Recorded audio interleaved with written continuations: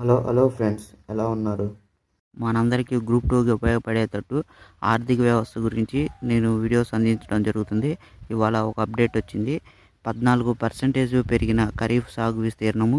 ఇప్పుడు వేసే పైర్లన్నీ ఖరీఫ్ సాగు విస్తీర్ణం అనేది 14% పెరిగిందండి. వరి సాగు 19%, అలానే పప్పు దినుసులు 54% వృద్ధి అనేది చెందాయి. చిరుధాన్యాల్లో 29% తగ్గుదల అనేది భారతదేశంలో జరగడం అనేది జరిగిందండి. ఖరీఫ్ సాగు విస్తీర్ణము గత ఏడాది కంటే 14.10% పెరిగినట్లు కేంద్ర వ్యవసాయ శాఖ సోమవారం ఒక ప్రకటనలో పేర్కొంది. అలానే జూలై 8 నాటికి మనం చూస్తే గత ఏడాది 331.90 లక్షల హెక్టార్లో పంటలు సాగు కాగా ఈసారి అది 378.72 లక్షల హెక్టార్లకు పెరిగినట్లు వెల్లడించింది.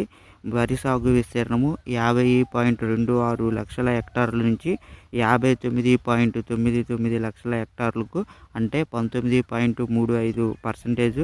పప్పు దినుసులు 23.78 నుంచి 36.81, 54%.